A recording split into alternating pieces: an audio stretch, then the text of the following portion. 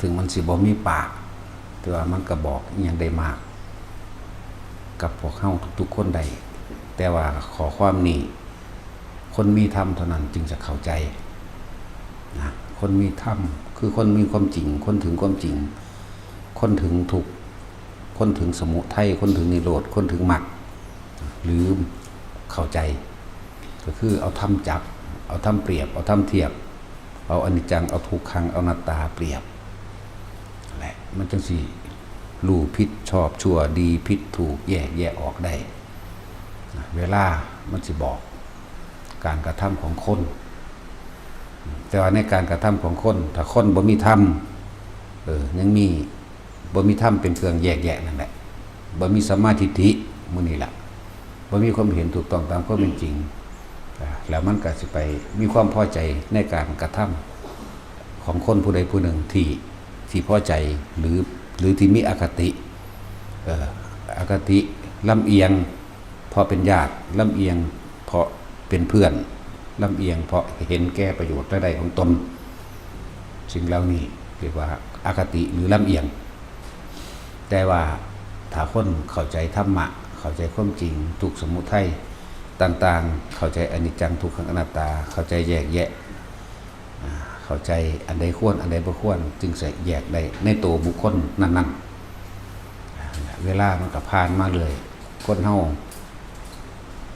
ความคิดความรู้สึกมันบอกกันบ่ได้มันบอกมันก็เป็นแค่นั้นแหละเพราะว่าท่านได้เป็นการยืนยันความจริงหรือมันบ่ท่านถึงเหตุการณ์คนเห็นแก่ตัวที่แรกอาจจะดูดีอาจจะเหมือนกับเห็นแก่ตัวแต่ว่าเมื่อมีผลประโยชน์รายได้เกิดขึ้นเมื่อไหร่คนผู้นั้นสิแสดงความจริงออกมาในความเห็นแก่ตัวก่อโกยกันแกล้งทำร้ายเพื่อให้ได้มาสิ่งที่ตัวเองตั้งใจเอาไว้นั่นแหละอัตตาตัวตนความเป็นจริงตัวตนของคนผู้นั้นสิสูกแสดงออกมาในความรังเกียจในความเห็นแก่ตัวในความหลายๆอย่างที่ว่างบ่ได้ที่ยังเอาแต่ใจที่บ่เห็นโลกนี่เป็นอนิจจังเป็นทุกข์เป็นอนัตตาเวลานั่นก็จังว่าเวลานี่ที่เป็นเครื่องพิสูจน์ต่างๆของใจคน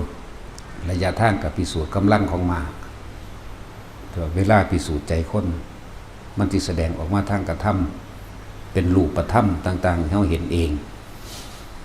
นั่นแหละจึงเพิ่นจึงว่าบ่ให้เชื่อ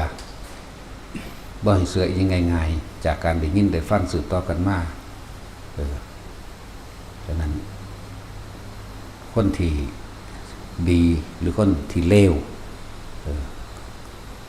เขาสิรักษาระยะคนดีนี่หรือคนทำดีนี่เขาบ่ได้ว่าเขาทำดีแต่ว่าเป็นการกระทำโดยปกติของเขามีอันหยังมีแนวนั้นแนวนี้มีสิ่งของใดๆพ่อสิช่วยเหลือแบ่งปันใดแบ่งปันไปธรรมดาแบ่งปันแล้วไปบ่เคยเว้าทวงบุญคุณเวลาเหตุการณ์ขับขันจังสิก็เอาตัวเองเขาแลกเอาตัวเองเขาปกป้องคนดีสิเป็นปกติของเขาเวลามีผลประโยชน์ใดก็บ่มีส่วนมีผลประโยชน์ใดนี่ก็อยากให้ผู้อื่นใดนี่คือคนดีแต่ว่าเป็นปกติของคนดีบ่คือคนเลวเลยคนเลวความรู้สึกที่ฝังไว้ในจิตใจนุ่มนานมาก5 ปี10 ปี20 ปีบ่ทันแสดงสักวันหนึ่งมันจะแสดงออกมานั่นคือความจริงของเขาเวลามันมีผลประโยชน์ใดปุ๊บแสดงความโลภออกมาแสดงความโกรธเกรี้ยวข่มเหงบังคับหรือคำบอกกับแทกแดกดันเพื่อให้ได้สิ่งนั้นๆที่เขาฝังไว้ในใจออกมานั่นแหละเวลาจึงเป็นเครื่องพิสูจน์จากหูอุปนิสัยของกันและกันก็อาศัยการอยู่ร่วมกันนานๆการคบกันนานๆอย่าเพิ่งตัดสินยืนยันใดๆว่าใครดีหรือว่าดีนานเท่าไหร่นานเท่าตายนั่นแหละเวลาคนตายมันกลับขึ้นมาบอกว่าได้คนตายมันกลับขึ้นมาทำอันใดอันอื่นอีกว่าได้เหลือไว้แต่เพียงการกระทำฝากไว้ให้คิดเหลือแต่เพียงการกระทำหรือผลงานที่เหตุสร้างไว้คนดีผลงาน หรือความดีนี่บ่แม่นปากเว้าเด้บอกอยู่เรื่อยๆเขาบอกอยู่เรื่อยๆว่าความดีของคนนั่นบ่แม่นเว้าเอาตาก็ต้องเห็นได้ปากก็ต้องกินได้นอนได้อยู่ได้ใส่ได้นั่นแหละเครื่องยืนยันความดีรูปธรรมพวกเขาบ่เข้าใจบ้านหลังนี้นอนได้กุฏิหลังนี้นอนได้น้ำนี้กินได้อาบได้เวลาความเร่งด่วนเจ็บไข้ได้ป่วยไปดูแลรักษากันได้เอารถไปส่งได้มีความดีบ่แม่นปากว่าอวดอ้างว่าเจ้าของดีแต่ว่าบ่มีผลงานที่จับต้องบ่ได้นั่นแหละแต่บ่แปลบ่เว้าแบบนี้ชัดเจนบ่เข้าใจคนซุมื้อบ่เข้าใจว่าความเห็นแก่ตัวบังไว้ของไผของมันคนที่มีจิตใจเป็นกลางจึงจะสามารถบอกชั่วและดีผิดและถูกควรบ่ควรได้แต่คนที่จิตบ่เป็นกลางบอกชั่วดีผิดถูกบ่ได้เพราะมันสิคุยมันสิบอกไปตามความเห็นของมันเองตามความเห็นแก่ตัวตามอคตินั่นแหละจึงบอกว่าคนดีเขาก็เป็นปกติของเขามักซอยเหลือมักแบ่งปันเวลามีเรื่องเว้าพื้นกันนินทากาเล่กันจังซี่คนดีมักสิยกตัวอย่างที่ดีๆในอดีตมั่งในต่างๆมั่งมาเพื่อสิให้เกิดความประสานสมานมิตรซึ่งกันและกันนั่นคือนิสัย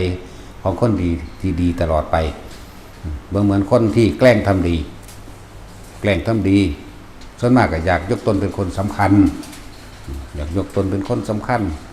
สิเว้าอวดอ้างว่าเจ้าของสร้างนั่นเฮ็ดนี่ซึ่งสิสร้างจริงแต่ว่าน้อยนิดนึงว่าเสร็จกุฏิจักหลังนึงเนี่ยเว้าอยู่บ่แล้วระหว่างสร้างทั้งโลกนั่นแหละคือคนยกตนเป็นคนสำคัญอันนั้นก็เฮ็ดอันนี้ก็เฮ็ดนะมันสิเว้าอ้างเด้คนบ่ดีนั่นไม่ใช่ว่าล่ะคนดีเขาว่าเว้าอ้างแล้วก็เฮ็ดไปเลยแล้วไปเลยว่าสิ่งที่เฮ็ดให้คนเคารพนับถือกันด้วยความจริงใจก็คือกระทำดีต่อกันไว้โดยไม่หวังสิ่งใดตอบแทนสร้างผลงานฝากฝีมือเอาไว้เฮ็ดไปจนตายนะเวลาตายไปแล้วเขาก็เว้าถึงตรงดีนั่นแหละส่วนคนเลวก็มีแต่เว้าเอาเขาก็สิเว้ามาเปรียบเทียบจะคือผู้นั้นร้ายผู้นี้ร้ายเพื่อ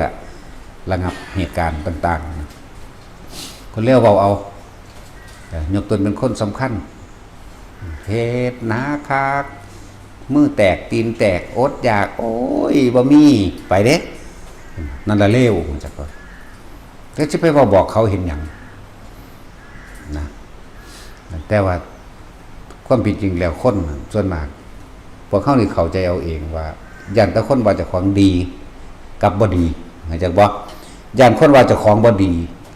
เฮ็ดอีหยังก็ย่านแต่ผิดใจอันโดยส่วนมากย่านจริงๆแล้วคือย่านแต่คนว่าเจ้าของบ่ดีที่จริงแล้วคนบ่สนใจกันดอกแต่ของคิดเอาเองนั่นแหละถ้าว่างจิตเป็นกลางการกระทำใดๆก็ตามมันคนดีเขาว่างจิตเป็นกลางเขาเฮ็ดไปเลยเขาบ่ได้ย่านว่าผู้นั้นสิว่ากูบ่ดีแบบนั้นย่านผิดใจคนเด้เฮ็ดไปเลยผลงานสิปรากฏดอกเมื่อการเวลาผ่านไปเลยส่วนคนบ่ดีนี่เด้อเนี่ยมามั่งบ่มามั่งเฮ็ดมั่งบ่เฮ็ดมั่งหลายอย่างถึงตำหนิติเตือนผู้นั้นผู้นี้อย่างซั่นจังซี่เว้ายกตนเป็นคนสำคัญขึ้นมาได้บาดนี้อวดอ้างความนั้นความนี้เด้นั่นแหละมันยังเป็นอคติมันเป็นบ่ดี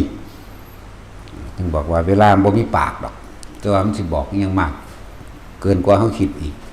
โดยเฉพาะความจริงของคนนั้นๆเฮาบ่ได้สนใจว่าไผสิว่าดีหรือว่าบ่ดีเฮ็ดไปเลยเฮ็ดไปจนตายนั่นแหละส่วนคนบ่ดีสิเว้าแต่ว่าเจ้าของดีอันนั้นก็อันนี้ก็มีอย่างซั่นจังซี่นะสิเป็นลักษณะนั้นจึงว่าเฮ็ดไปเถอะ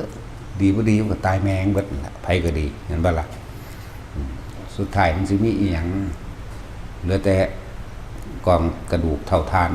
ฝากไว้ในโลกาแหละอย่างซั่นตายแล้วบ่แม่นแล้วเด้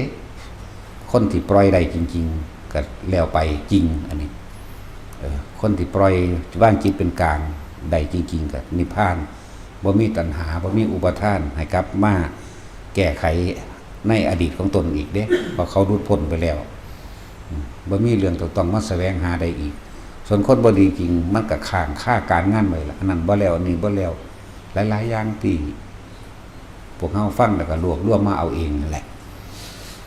การเบิ่งคนกะที่จริงเฮาบ่เบิ่งไผดอกการเวลามันสิบอกเองดอกบัดนี้เฮาถ้าเฮาสิเบิ่งตนเอง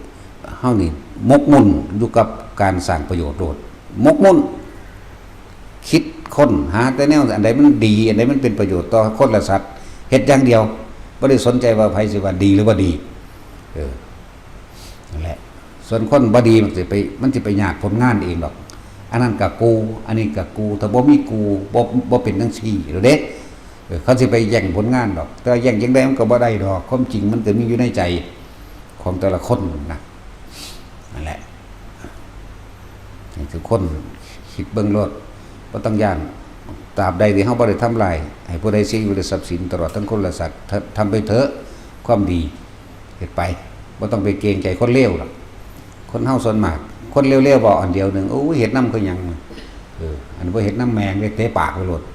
เฮาเฮ็ดไปเลยบ่ได้สนใจเตะปากไปเลยเหยียบปากไปเลยมึงเป็นไผก็สร้างที่แม่มึงเพราะว่าคนจังซั่นน่ะ